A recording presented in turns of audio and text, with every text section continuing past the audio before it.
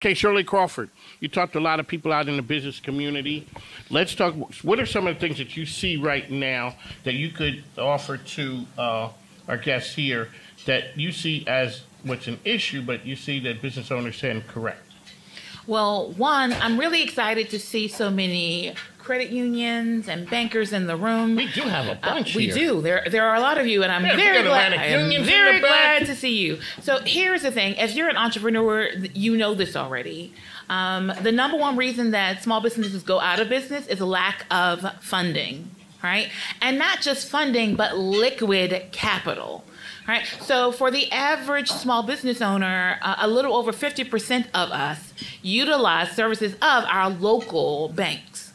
And there's a reason for that. So if you're out there from Wells Fargo, you probably hate me because you hear me talk bad about you all the time. And facts are facts, right? When it comes to, if you are a small business owner and you got a check deposit and you have to wait 2 weeks to get it back of your money, no wonder people want to burn things down, right? These are real issues that we deal with. So the average small business owner lives on credit cards. I mean, that's the bottom line. And some of them are predatory. Some of them are like ridiculously high interest rates. And so when we talk about the experience with SVB and other banks, for us, it's a real issue. And it doesn't matter if you didn't have money in that bank. That's not really the point.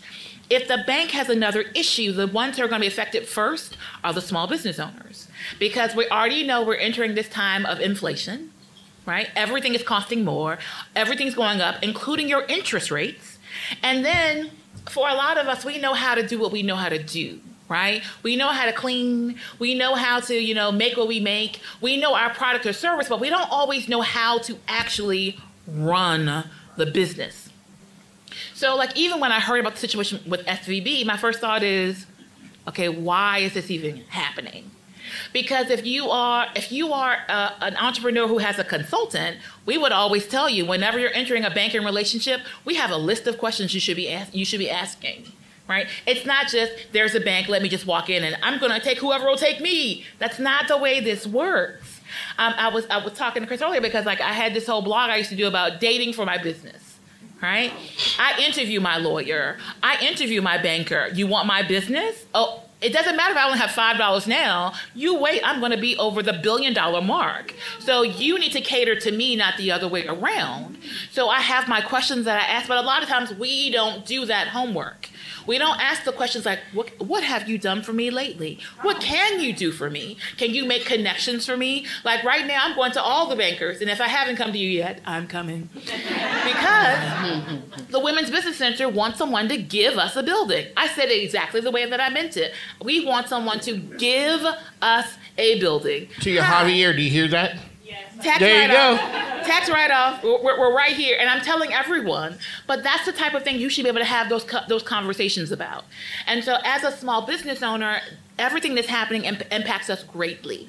So the first thing I would say to you all, with regards to things that you can be doing to make sure that this isn't happening to you, is recognize the simple rules. Right? Let's start with the basics.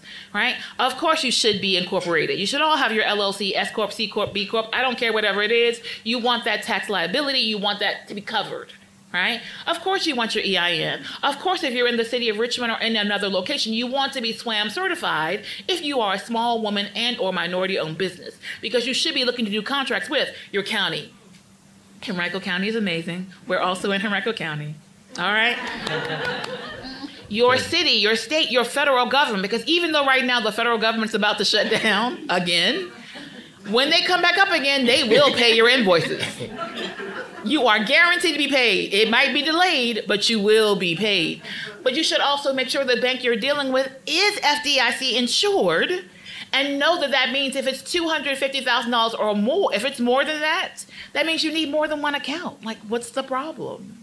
Right? Diversify where you're putting your money. So like people always laugh because we have accounts everywhere. Like I have accounts with lots of you, and we'll open more because one, every bank, every institution can do different things for you. And when you ask the questions, you're looking at the projections of your future. So my bottom line to you all is, first things first, make sure you have everything in order so that when they're talking to you about that earned credit you can get for employees, you actually have the paperwork. PPP was a problem for most because we didn't even have the right paperwork in place. So surround yourself with a mentor such as the Women's Business Center, RDA, right? And others that you find in this room. Don't just network to know a name, network to know that you can be connected to their network, all right? Because your network is indeed your net worth. So that's my $1.50 for the moment. There it is. And I got a cool network. Yes, I do.